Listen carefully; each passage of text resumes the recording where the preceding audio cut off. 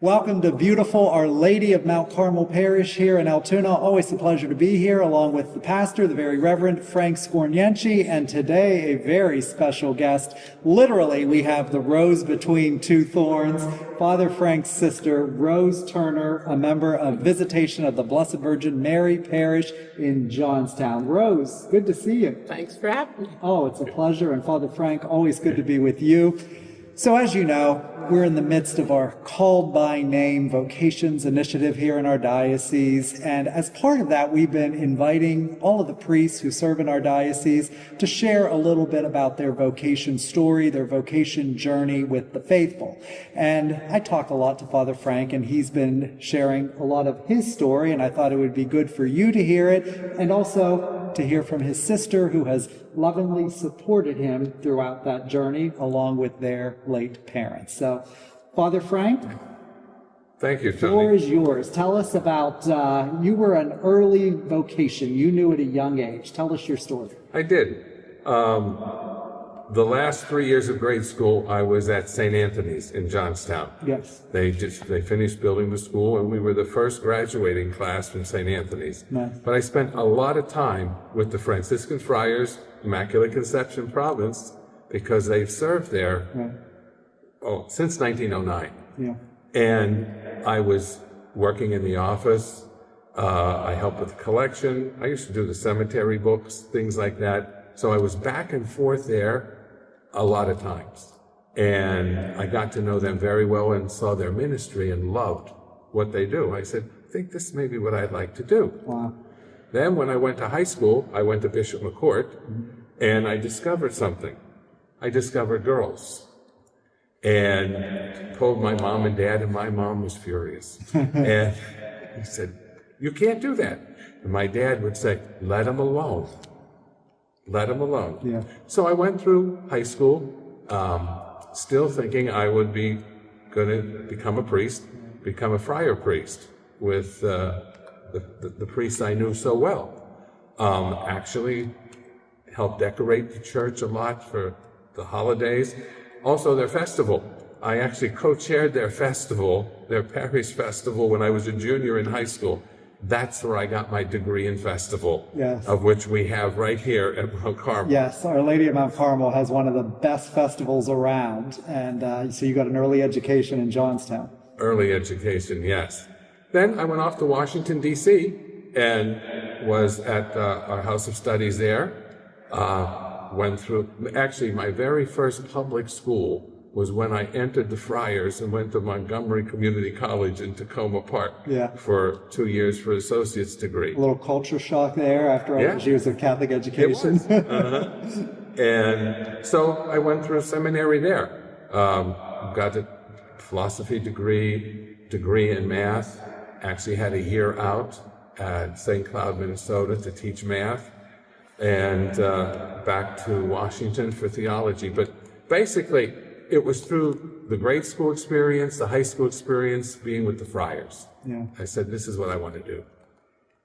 Rose, at that young age, when he revealed his desire to be a priest, what was your reaction? What was the reaction of your parents? I imagine it was welcomed with a lot of support. It was very welcome because he's 6 years older than I am. So as far as I can remember, that's all he wanted to do. Yeah. As a matter of fact, whenever we were growing up, normal kids would play with building blocks and things like that. No, not him. He actually said his first Mass in my mom's kitchen. Love it. And I was his altar server. Even though, girls were not allowed to do that. Well, I was the first altar server. You were a pioneer, huh? Exactly. And I could have been maybe 6 years old. Was she a good altar server? She did everything just right. Yeah. But he had the whole Mass written on these cardboard little stands. And he said the whole Mass. And if I remember, it was in Latin. Wow. Wasn't it in Latin? Yeah. Mm-hmm. So, I got to experience that, and he would take bread from my mom's and smash it down, and that was our communion. I can remember when he would give communion, of course, there was no one there but me. Right. And he would, if I would start to laugh, he would pass me by to go to the other person who there was no other Imaginary person. Exactly. And then he would come back around. So I got, a good experience of how to behave in church. But yeah, that's all he ever wanted to do. And your parents obviously welcomed this. Oh, very much. Very much. Because we live in a culture, sadly, it's hard to believe, but some families, when the young son or grandson comes and says, I'm thinking about the priesthood, some parents or grandparents discourage it. So how refreshing to know that you came from a home where he was nurtured and supported so enthusiastically. Mm-hmm. Well, any party we had, Well, yeah. I mean, any party we had, whoever the priests were at St. Anthony's, they were the first ones who were invited. Mm-hmm. My mom and dad had a very open door policy. Right. So the priests that served our parish were at our house more often than a lot of the relatives. Right. But it was 1969 when the Mets won the series. Oh, yeah. I came home from a court, and there he was sitting with my dad in the living room watching the World Series. But, as I'm listening to you, and I love this story, it's so beautiful, that upbringing, that culture, where the church was really the heart of the family life, the neighborhood, the community, Catholic education, that is where so many vocations were born back in the day. And it's a beautiful thing. I think of a lot of our current priests, and just like you said, they had the interaction with priests and religious in their Catholic schools. The pastor was a frequent dinner guest at the home. Yeah. And they grew up around priests, and it was really second nature to them. We don't seem to have that as much today. Do you agree, Father? Yeah, I do. And when I did the homily 2 different weekends for Called by Name. Right. Because I wanted to hit all 4 masses here and tell this almost the same story. Right. And I said, you never know if God's calling you. Right. Be open to this call. Mm-hmm. And, it's so important because, there's different interactions now. Yeah. We try to have a parish family here Right. so that they get that experience of what a family is like. Right. And of course, your brother married you. Tell us about that. What was that like? That was interesting. That was back in 1986. Yeah. So he married us, and my husband passed away 6 years ago, and they became the best of friends. Mm-hmm. So we went to the beach together, and it was always a big family affair. And he married both of my sons. Right. So they're married now. He baptized my sons and grandsons. So it's a big family event. Yeah, and it's really only the 2 of you. You had no other siblings. Yeah. So you're really kind of life partners here, journeying through your days together. And of course, you have a funny story about her wedding. Oh, I do, yeah. The sanctuary at St. Anthony's was not as big as this sanctuary here. So she had a unity candle. It was on the altar, and I was telling them, be careful when you're turning so you don't trip. Well, they were doing the unity candle, and she wanted to turn to go back down off of to where the chairs were. She swung around with her dress and gave me probably a right cross right across the chin. So that's been how she's been with me, keeping me in line. Kind of symbolic of the brother-sister relationship. That's it. That's impossible. Was he an amazing brother growing up? He was. Yeah. He was. But I was always in the shadow. Really? For sure. Even following him through Bishop McCourt. Oh, you're Frank's sister.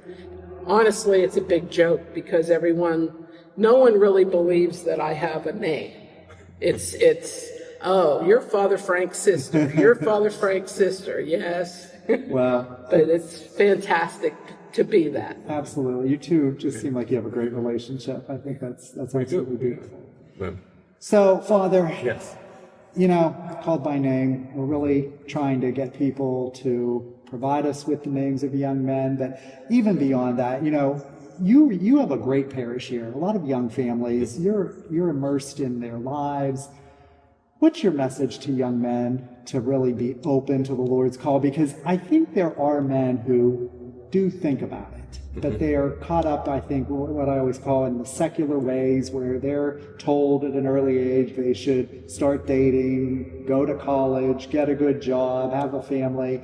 And although they think about the priesthood, they really don't see it through. What's your advice for them to really be open to God's call?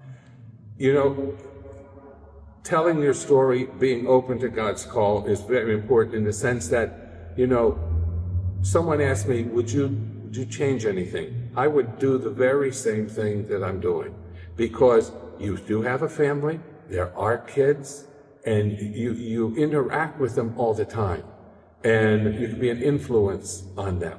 And the sense is, you got to be kind of happy in what you're doing, and I am. And that's important, and you show that and know that, this may be something you would like to do, because you get to do a lot. And the thing is, you have a family, and that family is your brother priest plus the parish or whatever ministry you're working in. So keep that in mind. It's not a sad life.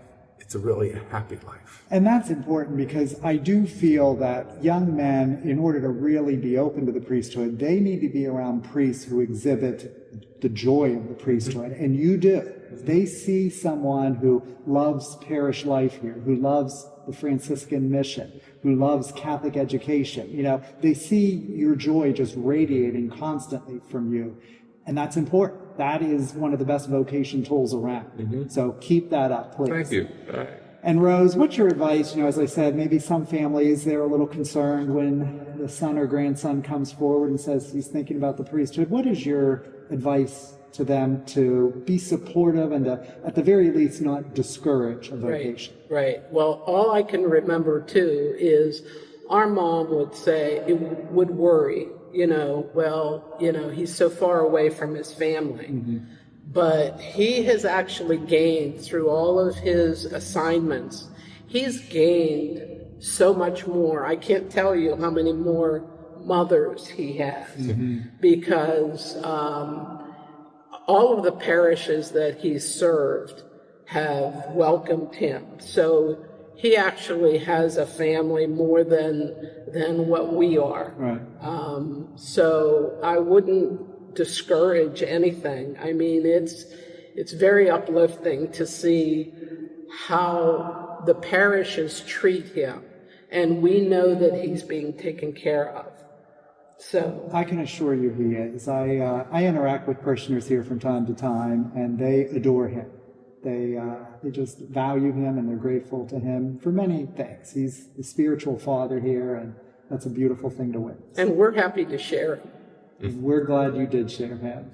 So we salute your parents, who were wonderful parents to both of you. They gave you such wonderful gifts, so we remember them fondly today. And Rose, what a pleasure meeting you, and thanks for all you do. I understand you're very active at Visitation Parish, so very keep up active. that great work. It's a smaller parish than this, but it's very vibrant. Right. And Father John does a wonderful job, and I'm happy to be there. Good. Well, keep up the good work. And Father Frank, of course, continue all the great work that you do here and really throughout our diocese and in your Franciscan community. In addition to all his responsibilities here, Father Frank is the Minister Provincial of the Immaculate Conception Province of the Third Order Regular Franciscans. So you have a full plate. Yes, thank you. So keep it up and stay healthy and well, and we wish you both many blessings this Advent season. Thank you, Tony.